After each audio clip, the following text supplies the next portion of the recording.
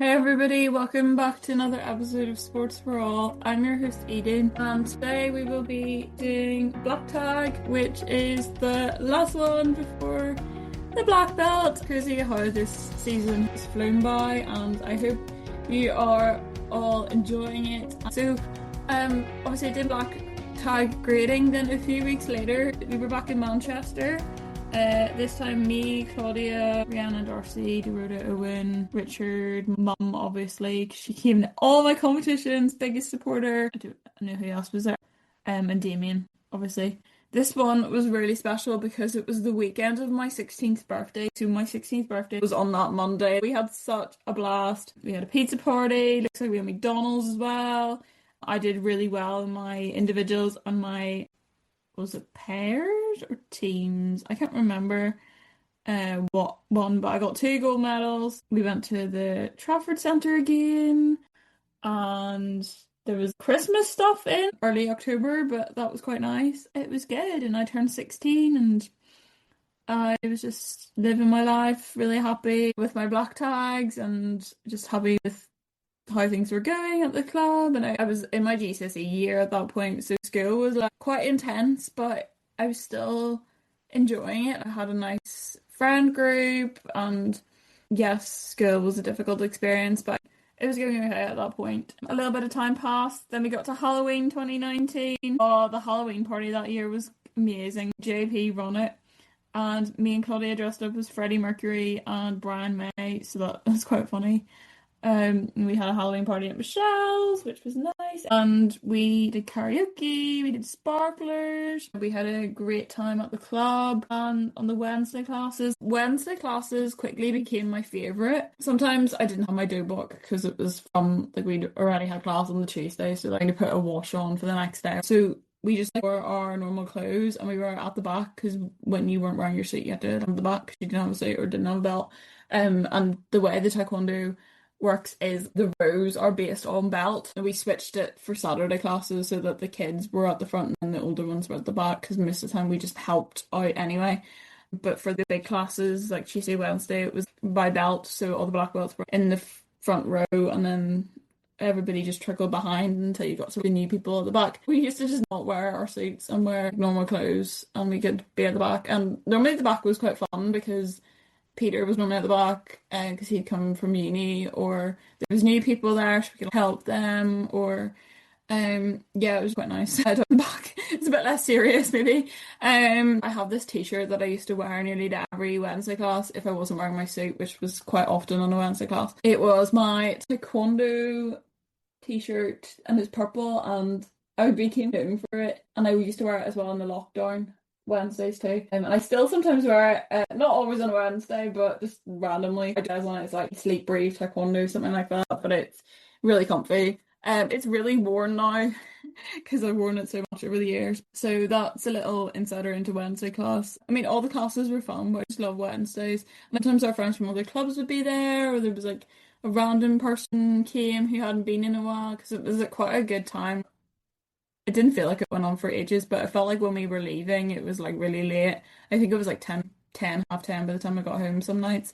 Because you had to put all the mats in. We always used to drag our heels and play games or make TikToks or take photos or run around or play hide and seek. Yeah, just mess around until we got to leave. Funny story, there were these people who came and let us in often in the summer because we didn't have keys to get into the hall because it was a church. Both halls were churches, but the Tuesday hall, people bless them. They used to be so annoyed and like basically try and rush us out all the time because they had to go in and lock it up and everything. So it was a bit annoying for them. It just bless them. I felt for them every time, but we just wanted to stay for ages. We did not want to go home. And there's a bit of a break, I think, just normal training. Oh, we did a seminar, Master Shin seminar, in November. I don't really remember anything about that seminar. And then we get to December, which is Christmas. Woo!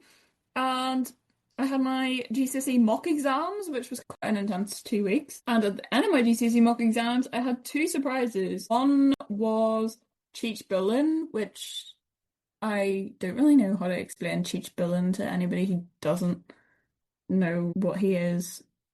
He looks like a bit like a rhino slash hippopotamus mix, but that was one of my surprises. The other one was a video from Emma and Damien, and it was really sweet. And I was like, oh my gosh, Emma! So that was exciting. And we had a competition that weekend as well, so it was kind of like the boost and kind of the motivator that like I needed, and my friends got really excited too because they got one too. So we had a competition that weekend in Dublin, and it was quite near Christmas. And I remember me and Amy traveled down with Michelle and Jerry, and their car broke down at like 7:30 on a Saturday morning, and nothing was open, and there was a random Apple Green that was open. We used to go to Apple Greens all the time, and on the way home, actually, we went to an Apple Green and we just like played in the kiddie area and just basically ran around and had fun and had dinner, and I think they had like noodles. It's funny what things you randomly remember. This one we had Isaac and Enda there as well. Yeah, Isaac and Enda are really good friends of ours too. And this was our first competition, and we had so much. We had a Christmas party, and we got a trophy, which was good. And then we had good food, and it was just really such a good time as always. But that's actually sadly the last competition I've done, and the last formal competition before COVID, which is crazy. That is 6 years ago, but it was so much fun and such a good one to end on. And I did really well as well. My confidence was definitely a lot better, and I was able to help people who'd started, and we saw their friends. And I think I helped a little bit with the running of the competition too, in terms of getting people, because we always really did that. We always helped gather people. And then we had Christmas 2019. And we had a Christmas party in the club that year as well. It looks Damien's in his Santa costume. In fact, there's a couple of people dressed up as Santa. I didn't really know who else. All the kids were there. We had a big Saturday group at that point with loads of new kids and the kids I was coaching as well. Then we went to AR's house after, and we had our little friendship group Christmas party, which was always a blast too. And that was the end of 2019. Then we get to 2020, and we all know how 2020 went. So we started off in January. The only thing I have from January 2020 is a video of me like trying to get up on the mats, which is kind of random. But I started my splits challenge as well, and I was trying to like learn how to do all three sets of splits on each leg again. Because I used to be able to do it, and then I think I kind of lost it a little bit, and then I went back to it. The first event of the year was the taekwondo demo team, the Korean demo team seminar. I remember that seminar was like at night. And I remember my GCSE biology practical was like a few days after. So it was a good way to kind of escape from revision and really get out of my head. The taekwondo demo team was so cool. Like they did a little, obviously demo, and then we were doing like kicks with them. It was a really big seminar. It was in Lisburn, so it took a little while to get there. It was quite late at night actually by the time I got home. And me and Claudia went together, but nobody actually knew where it was. And then I remember people like texting me last minute being like, "Where actually is this seminar?" And I was like, I don't really know. Claudia's dad's just taking us there. Like, I don't really care where we go." But it was really fun. Then that Saturday we had our Jack Woolley seminar again in Lisburn. I don't think it was an all-day seminar. Because normally like the seminars go on like the whole day. But this one didn't.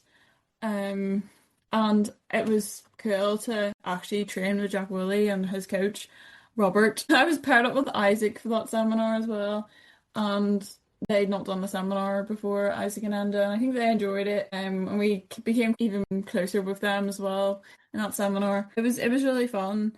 By that point, AR and Theo were starting to train for the Ireland squads. They didn't come. Me, Amy, and Claudia, and Isaac and Enda had a good time, and we learned a lot, and it was nice to do a seminar because we'd not done one in a while. It was a long time. And you always came away feeling you learned so much or had so much fun, or both. Most of the time both, but sometimes one prioritized the other at these seminars. But that one was really good, and Jack was obviously going to compete at the Olympics, so it was even cooler. And we got a signature on our belts as well, which was good. My red belt, I think, was filled with signatures.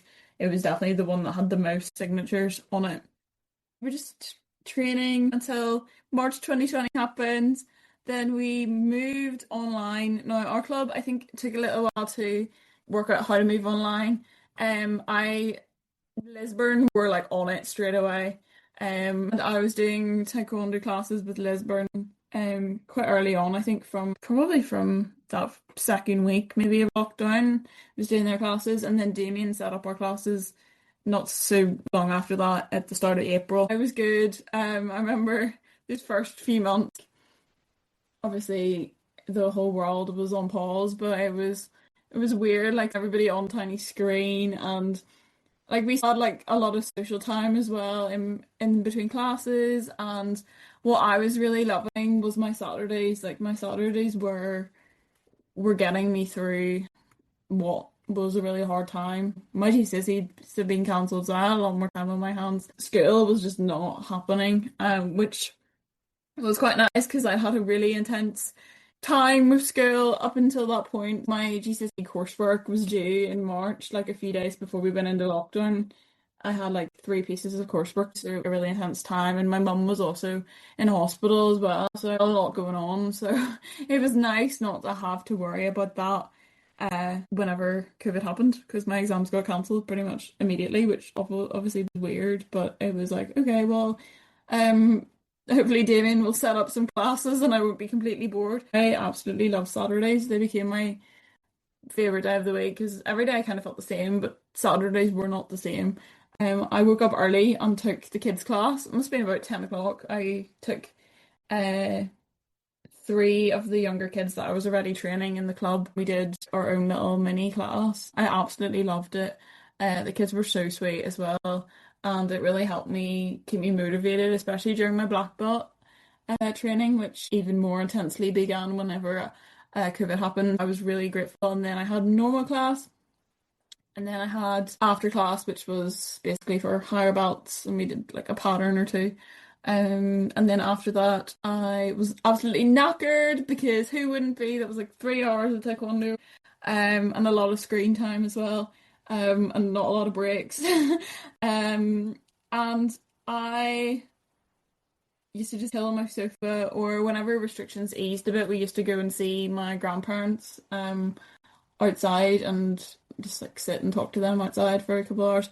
Then I came home and watched Britain's Got Talent and had a Domino's, and or we watched a family movie or had a Domino's. I had to have Domino's on a Saturday. It was just the thing. But it's a really nice memory. My Saturdays were so special and so important, and having that Saturday to look forward to, even when we were kind of in the peak of COVID, it was still something different. Taekwondo brought me so much joy. I mean, it always did, but I was pretty much at my peak.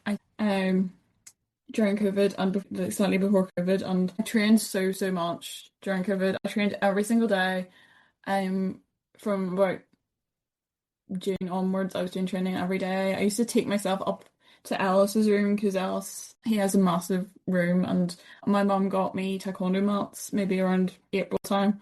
When we knew that things were going to be in lockdown for a while, she'd got some mats for me. I used to train for hours. I had a really banging playlist that I made for my black belt. And yeah, I used to spend ages up there. I used to take as much opportunity as I could to train with different people. I remember on a Tuesday or Wednesday, I used to like go up to Elsa's room nearly maybe half an hour, even an hour sometimes before class actually started, and either did my own training or just waited for class to start. Like it was literally keeping me going through what was obviously a hard time for everybody. I used to train with Lisburn. They did it, sometimes they did them during the day because he was working, or they did them on different nights to when I was doing my class, or they did them earlier or they did them later. So I normally did back-to-back classes, which go Eden's body. I was absolutely starving after them. I just literally just used to eat so much. I lived on shortbread, pasta, cereal. Like my friends used to joke and be like, "You're addicted to cereal." Like I had 3 bowls every evening near enough. Obviously, like healthy stuff too. That's kind of what I remember indulging in after classes. We always try and did something a bit different to keep them fun. So JP used to do self-defense classes, and he did them with like these sticks. And I remember my dad actually used to come up. Now he was too embarrassed to get in the actual video, but he used to come up and do them with me, and that was fun. Also during COVID, there was seminars as well. The Illies hosted a seminar and it was a massive one. It was loads of clubs, loads of people from all over the country there, and it was really nice. And it was like, oh, community, everybody is all together, like again, even if it's on a screen. And I did Elpic Kang seminar.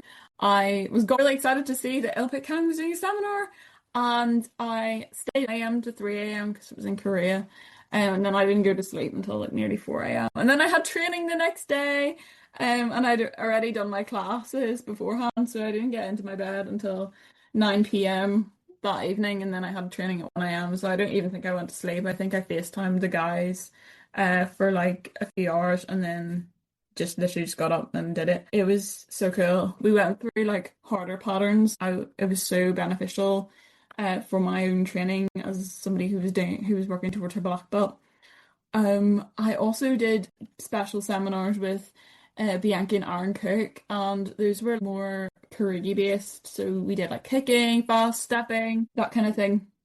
That really helped me keep up my skill set as well. And I think I really improved a lot as well through them. And I also got to know them, which is quite funny. Like they actually knew who I was, and I was like, oh, this is so cool. That was really special. So obviously took advantage of like so many other opportunities. With it being in lockdown, and I always wanted to try something different, and I think doing those different things really kept my motivation and energy levels up to keep going with my training. But I also had such support from my friends, my school friends, and also my taekwondo friends. Like we used to meet after class nearly every night, except if we were all dead, which could quite quickly happen because training was intense. Um, and we just did a quiz or movie, or we just talked, caught up about training, and honestly, it was that really kept me going. And even like that went on until 2021, like even after I got my black belt. Like I remember the night before my black belt, we did a Zoom like on my like the night before my GCC results as well. We did one. We used to FaceTime on Zoom and basically all the time, and I think we probably even got even closer to like we were family already, but I think we got even closer. Summer 2020 was good because things were starting to open up and I was really busy. I was really quite thriving, and then I had a really sad situation with my dad, so he ended up in hospital. He had to have quadruple bypass surgery, and it was really unexpected, and it was really hard for my family and really scary. And in that summer 2020, and I I really relied on my friendships. Like my friendships and my taekwondo training really got me through what was a really hard time. And that was a common theme throughout my whole, well, basically my whole life, whole taekwondo journey. Like the friendships and that sense of community, that support network, like always got me through such difficult periods. So sorry, I'm getting a little bit emotional. So lockdown happened.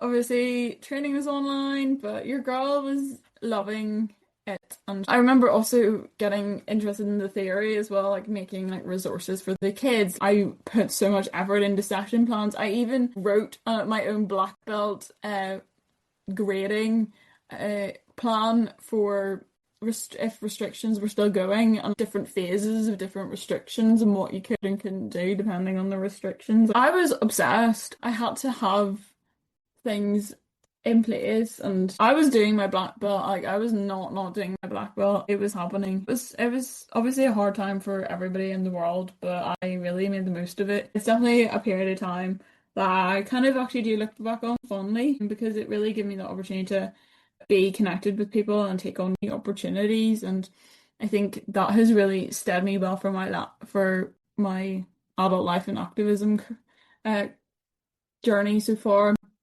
as well as somebody who isn't able to do her sport anymore and who life can be quite tricky sometimes. And I obviously community has been such a huge thing for me now, and also finding the good in what can be a hard situation. And I think that's definitely something I've learned from taekwondo. I always talk about this with my guests, being able to adapt to situations and come at new challenges from a different perspective. That has really helped me navigate what has been quite a hard few years in my adult life as well. and being able to find something good out of the negatives and turn the negatives into positives. And I think having this podcast is also a really good example of that. And I'm not saying it's easy some days. These episodes I have absolutely loved sharing with you guys my taekwondo experience and journey, but it's definitely not been easy. And yeah, it's been quite emotional at times. You can probably hear it in my voice sometimes as well. I'm very grateful that everybody has listened, and I hope you enjoyed finding out a little bit more about me and my taekwondo story, and hopefully it inspired you to keep going and also take away some things around resilience and motivation and that importance of community, because it's so important. I know I've said that quite a lot, but it really is. And finding your people and finding your why and finding your purpose just can really help you to keep going when things are tough, and getting that support from other people as well. It really just makes all the difference. So thank you so much for listening. Next week's episode is going to be a bittersweet one for me, but my black belt episode, the last episode, is very, very special. And I hope that you all stay tuned for it next week, and I hope you all enjoy it as much as I did recording it. And until then, I hope you all have a good weekend and take care, everybody. Bye. Thank you so much for listening to my podcast.